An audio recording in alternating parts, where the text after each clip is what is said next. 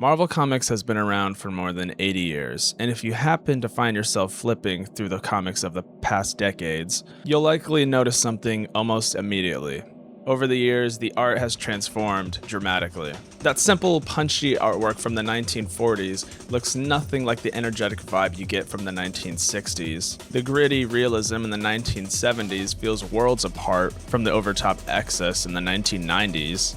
And of course, modern Marvel's clean cinematic style barely resembles its pulp origins at all. And these changes didn't happen randomly.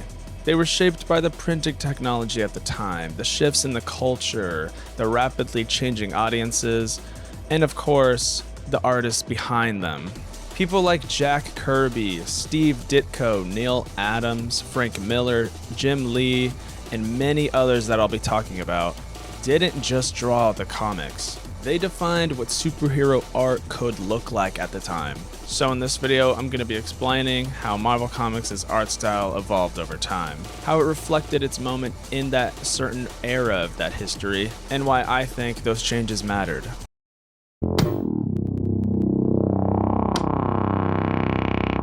Marvel Comics, at the time known as Timely Comics, was born during the pulp era when comics were considered cheap and somewhat disposable entertainment. Newspaper clips and pulp magazines had a huge influence on the comic art. The artists were trying to be realistic and they were trying to be clear. And to no one's surprise, early Marvel artists worked quickly for low pay, producing entertainment on nothing but cheap newsprint.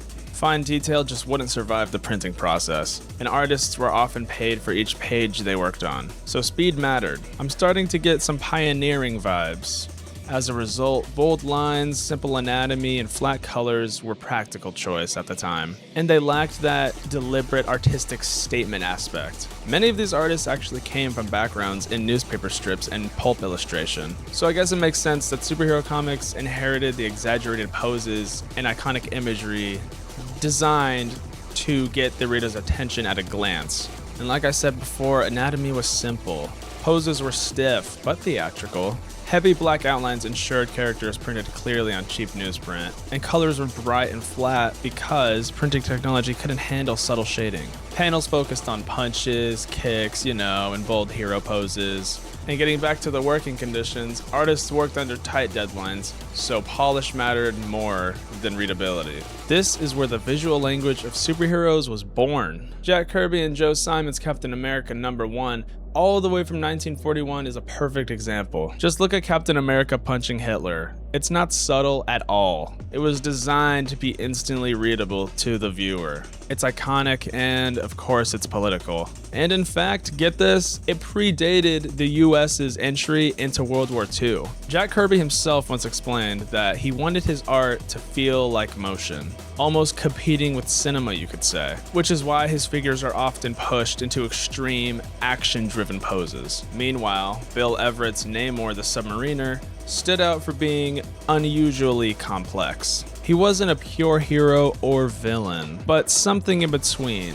Rare for the time, right? And Everett's fluid motion and expressive faces hinted at what Marvel could become. Despite their limitations, I'm glad to say that the artists of this era laid the foundation of everything that followed.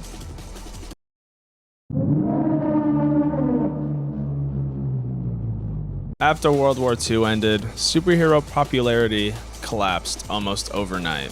During the war, superheroes served a clear purpose as patriotic symbols and morale boosters. But once the war was over, that culture disappeared. Readers no longer needed costumed superheroes punching Nazis when real soldiers had just come home. And the larger-than-life patriotism that came with Golden Age superheroes suddenly felt outdated. Audiences quickly shifted towards genres that reflected the post-war life. Romance, crime, horror, western, science fiction, forcing Marvel to abandon most superheroes and reinvent itself. Marvel, now operating as Atlas Comics, pivoted hard. Visually, the art became cleaner and more illustrative. Line work tightened up, artists learned more on composition and mood rather than just the raw action.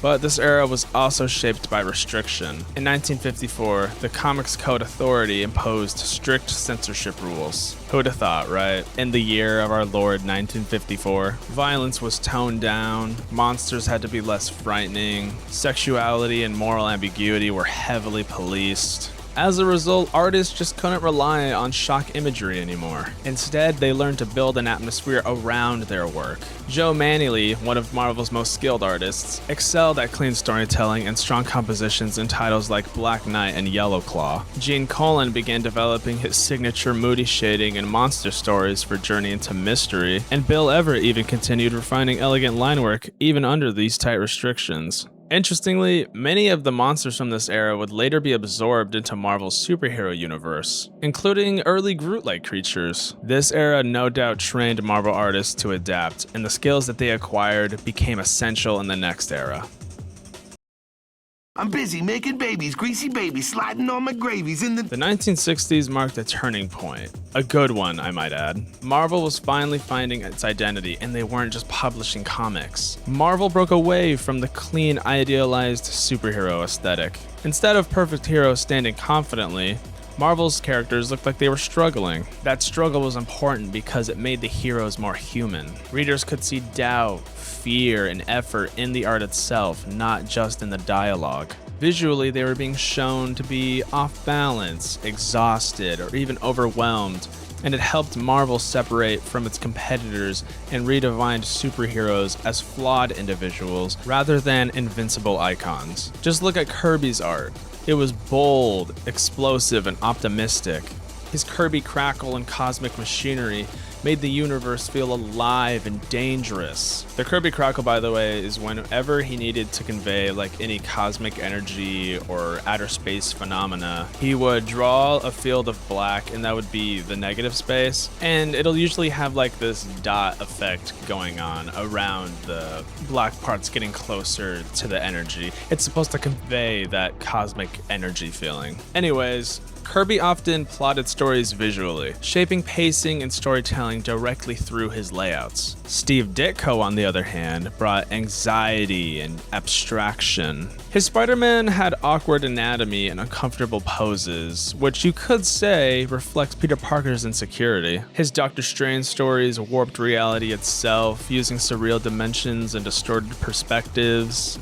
They were both great at what they did. Jack Kirby's exaggerated anatomy and explosive layouts helped convey action quickly under the tight deadlines, while Steve Ditko's awkward figures and distorted perspectives visually mirrored the flaws of Marvel characters. While all of that was happening, Don Heck, I would say, provided a cleaner and more traditional look for superheroes in the Avengers. He was helping ground the team visually.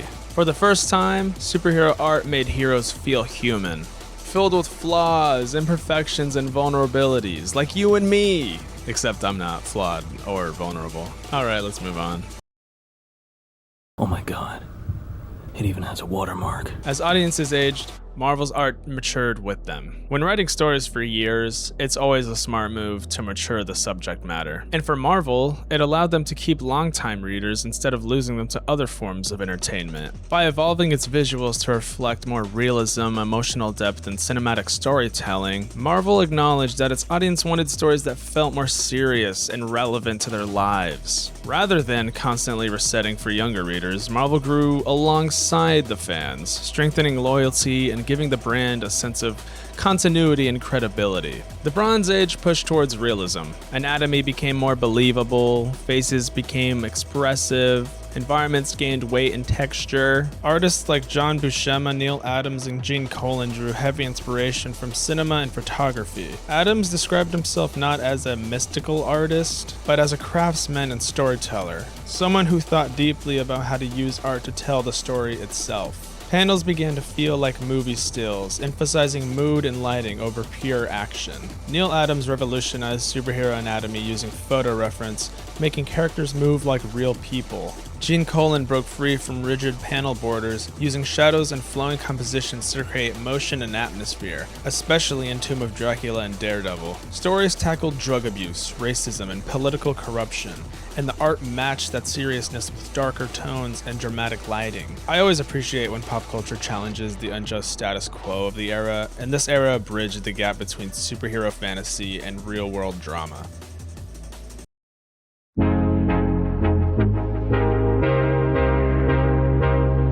In the 1980s, Marvel stopped trying to look correct and started trying to look more memorable. Artists began asserting strong personal styles, and the art itself became part of the storytelling. Frank Miller, using sharp contrast and minimalism, brought European noir and manga influences to Daredevil. Bill Sienkiewicz, I think I'm saying that right, shattered traditional comic aesthetics with abstract expressionism and mixed media on New Mutants. Sienkiewicz blended painting and mixed media into his comics work, and it pushed the idea that comics could embrace the fine art techniques. Traditional superhero proportions were often abandoned. Layouts became experimental. Art wasn't just illustrating the story, it was reinforcing its themes. Marvel also began marketing creators as brands, recognizing the power of artistic identity. And for that, this era will go down as helping legitimize comics as a serious artistic medium. Finally.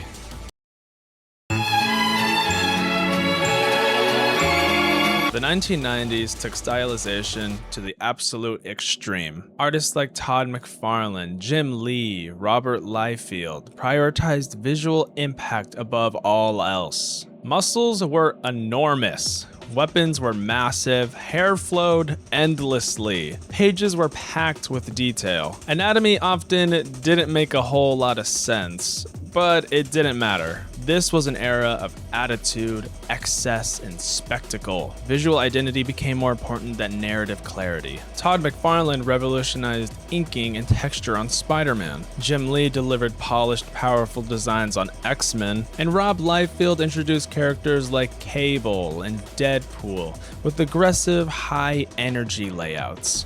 Jim Lee has once said that creating art is about the journey itself. He'd rather spend hours with pencils and ink than use shortcuts, because the satisfaction comes from the creative process. Sales exploded, then crashed. How, you ask? Well, in the early 90s, superhero artists and hype pushed comic sales to record-breaking highs, with collectors buying multiple copies and chasing flashy variant covers.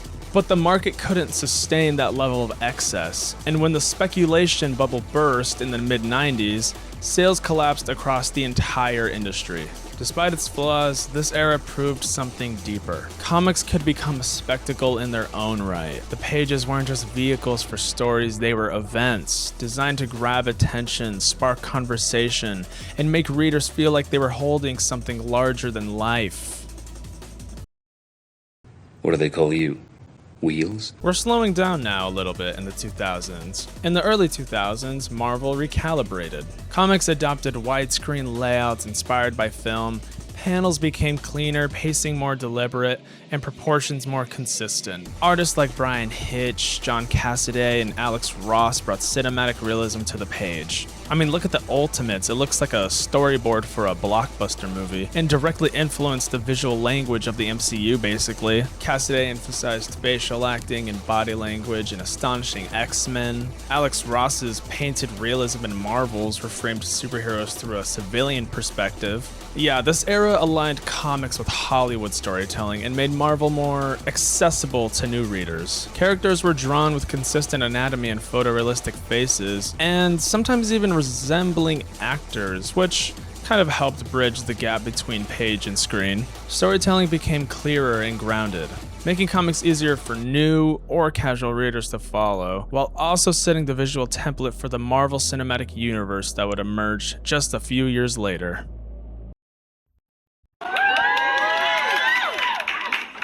Everything is much more low-key these days. Today, I wouldn't say there's a single Marvel style. I'm happy to report that modern Marvel embraces stylistic diversity because the new digital tools of this age have transformed everything from coloring, lighting, and texture. Subtle gradients and cinematic lighting are now standard. Global influences and fragmented audiences allow different books to look radically different. Artists are adapting their styles to match the mood, rather than conforming to the house look, blending realism and stylization and expressive character acting. In today's era, the adaptation itself is the defining trait, but more importantly, a wide range of styles coexist. Artists like Sarah P. Shelley focus on expressive, character-driven storytelling. Pepe Larraz emphasizes clarity in design and dense narratives. Russell Doterman blends mythological grandeur with modern polish. The books are just visually tailored to their tone and audience, and representation has become a central focus. Social media has also changed the relationship between artists and fans, making creators more visible than ever. Marvel today reflects global, diverse readership in a medium confident in its flexibility. Would you look at that? Well, that was a lot, and I hope you caught it all. 8 decades of comics, countless artists, way too many muscles drawn at impossible angles. But that's what kind of makes it fun, isn't it? I wanted to shed light on the artists because artists who make this stuff into a career often go unnoticed or unappreciated in these kinds of industries. I don't like that, so I only hope that in the future, the artists of past, present, and future get the recognition they deserve for doing these amazing illustrations and stories. And I got the idea to do this video from watching like a Civil War comic timeline video. What was going on? It was just like Wolverine's time in the timeline, going through his arc, and it showed this monstrosity of a drawing. By monstrosity, I only mean proportionally. He looked awful. His head was so tiny, his arms were so big, his torso was smaller than his arms, his legs were so small. He looked like a little gremlin, man. It was so funny. It was so funny. I'll see if I can find where it is. But yeah, that made me think of all the past and present artistic endeavors that have happened throughout the years. Yeah, so I hope you enjoyed. I've had this video locked and loaded for a while, just haven't recorded it, so I hope it turns out good. I hope it gets my point across what I was trying to do. I also thought it was a good time to make this video because the MCU is like about to pop off. Spider-Man Brand New Day is about to come out. Jean Grey is definitely the villain, by the way. Doomsday is coming out in December, which is crazy. Like, we've come so far. Yeah, so I thought it was a little fun to go over a little comic history about Marvel. If Jean Grey isn't the villain, then I'll delete this video. More videos in the pipeline, etc. So stick around for that, and yeah, bye-bye.